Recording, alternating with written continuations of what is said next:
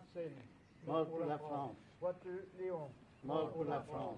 Bouillet François. Mort pour la France. Bouillet Jacques. Mort pour la France. Crampon Auguste. Mort pour la France. Deschamps Alfred. Mort pour la France. Gauthier Patrice. Mort pour la France. Roux Joseph.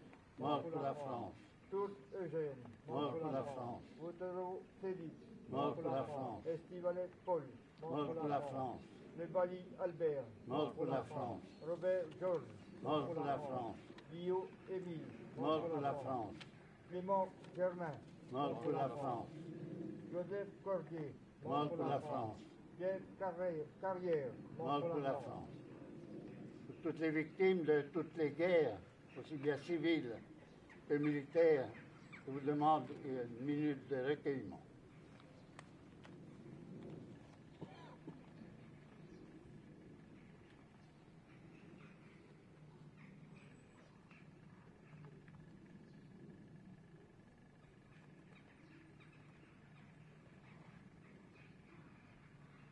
Je vous remercie.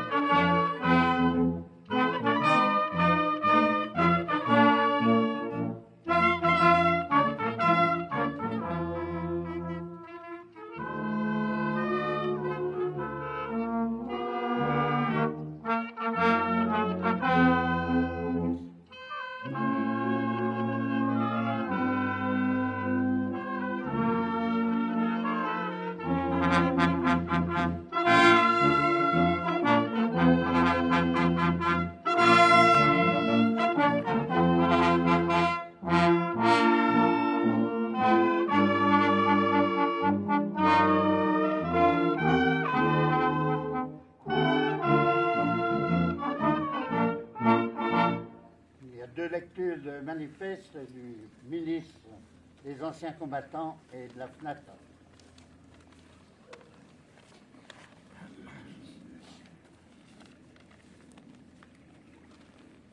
Message de Jean-Marc Todeschini, secrétaire d'État auprès du ministre de la Défense, chargé des anciens combattants et de la mémoire. Journée nationale du souvenir et de recueillement à la mémoire des victimes civiles et militaires de la guerre d'Algérie et des combats en Tunisie et au Maroc. En cette journée nationale, le pays rend un hommage solennel à toutes les victimes, combattantes et civiles, de la guerre d'Algérie et des combats du Maroc et de Tunisie. Cette période de notre histoire a donné lieu à tant de souffrances et d'incompréhension. Ces douleurs qui sont encore vives pour ceux qui les ont vécues et qui sont imprimées dans notre mémoire collective. Et aujourd'hui, c'est autour de ces souvenirs partagés que les Français se rassemblent avec émotion. Personne n'a oublié les combattants de ces conflits, appelés et rappelés du contingent, militaires de carrière, membres des forces supplétives ou assimilées, forces de l'ordre, originaires de métropoles et d'Afrique du Nord. Tous ont servi courageusement la France durant une guerre qui a trop longtemps eu son nom. La France se recueille aujourd'hui avec humilité, en souvenir de ceux qui se sont sacrifiés pour elle. Personne n'a oublié non plus les victimes civiles, de toutes origines et de toutes confessions, qui ont payé de leur vie ces déchirements dramatiques. Nous pensons à leurs familles qui s'engagent pour préserver leurs souvenirs. Personne n'a oublié enfin tous ceux et toutes celles qui ont dû quitter la terre qui les avait vus naître pour en rejoindre une autre que, pour la plupart, ils n'avaient jamais foulée. Personne n'a oublié qu'ils n'y furent pas toujours accueillis comme les fils et filles de France qu'ils étaient. Aujourd'hui, ce sont toutes ces mémoires qu'il faut rassembler pour honorer dans un même hommage tous ceux qui sont tombés ou qui ont souffert. Le souvenir de ces femmes et de ces hommes nous oblige. À tous, la nation adresse sa reconnaissance et sa solidarité qu'elle ne cessera jamais de leur témoigner. Il faut faire entrer leurs souvenirs dans notre mémoire nationale, au nom de la vérité, du respect et de la tolérance, parce que ce n'est que de la vérité que surgit l'espérance. parce qu'il n'y a que la vérité qui nous protégera des discours extrémistes, parce que nous devons la vérité aux plus jeunes qui n'ont pas connu cette époque. Voilà pourquoi il faut inscrire la mémoire des victimes de la guerre et des combats en Tunisie et au Maroc dans nos paysages, nos villes et nos villages, comme dans les âmes et les cœurs des Français. Voilà pourquoi il faut que nous soyons capables de parler de cette histoire et d'en faire un instrument d'éveil des consciences citoyennes contre toutes les haines et toutes les violences. Le défi est grand, mais cette journée de commémoration est une belle promesse d'avenir. Elle rappelle aussi que de part et d'autre de la Méditerranée, cette histoire a tracé entre la France et l'Algérie un destin commun qu'elle partage aujourd'hui en luttant côte à côte contre la menace terroriste. Puisse cette journée maintenir vivant le souvenir des victimes et nous inviter à construire ensemble une mémoire partagée qui a toujours été le fondement de l'amitié entre les peuples. Au printemps 1962, le cessez-le-feu est proclamé en Algérie. Voulu et plébiscité par l'opinion française et internationale, il met fin à 10 années de cruels et meurtriers combats en Afrique du Nord. Aujourd'hui, l'émotion est toujours présente pour commémorer cet événement qui cristallise les mémoires. Solennité exemplaire pour cette cérémonie patriotique nationale. Édifice public pavoisé aux couleurs de notre drapeau. Françaises et Français, rassemblés devant les lieux de souvenirs consacrés à la mémoire de nos 30 000 frères d'armes foudroyés en pleine jeunesse durant cette douloureuse page de notre histoire contemporaine. La France se recueille, rend hommage à leur courage, à leur sacrifice. Elle honore ses fils disparus. Enfants d'une république bouleversée et en danger, ils ont su préserver ses valeurs et contribuer à sauvegarder nos libertés. Avec humilité, nous nous inclinons devant la souffrance éprouvée et la profonde douleur des familles endeuillées. Avec la fuite du temps, les souvenirs s'estompent. Le visage de nos frères d'armes tombés à nos côtés est à jamais présent, nous éclaire. Leur étrange et pesant silence nous implique pour devoir. Protéger et préserver vivante la mémoire d'une jeunesse trop brièvement interrompue dans le front de la guerre, imposer sans respect une merveilleuse leçon de vie. Poursuivre avec enthousiasme un travail de mémoire, vecteur d'échange, de compréhension, de respect mutuel, une culture de l'écoute, du partage et du faire ensemble. Veiller au respect de la vérité historique, prélude à l'apaisement pour progresser sur la voie de la réconciliation. Les honorer, c'est ne pas faire céder à la haine, au racisme, à l'intolérance. Barrer la route à toute idéologie pernicieuse portant les germes de l'obscurantisme, de la violence, de l'exclusion. Éveiller les consciences citoyennes, c'est se projeter vers l'avenir, croire, espérer en la jeunesse, l'aider dans sa quête de savoir, accompagner à développer une pédagogie du souvenir et les valeurs du civisme.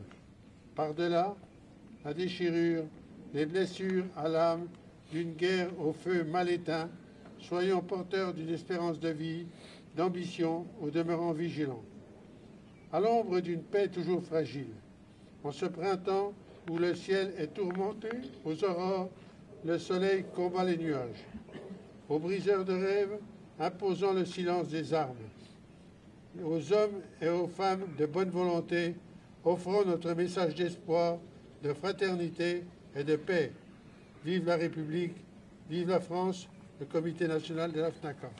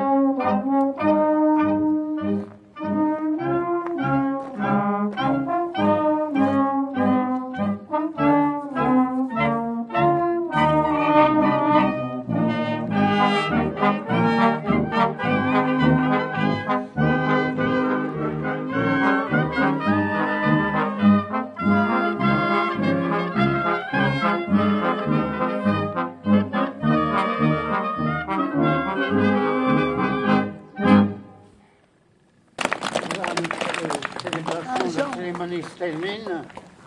Je voudrais remercier monsieur le maire de la Margelle, Marc, qui, avec son conseil municipal, ont accepté que nous fassions le 53e anniversaire de la guerre d'Algérie ici à la Margelle. On a l'habitude de tourner dans les villages et la Margelle, il y a longtemps qu'on n'était pas venu. Donc merci beaucoup à toi et au conseil de la Margelle.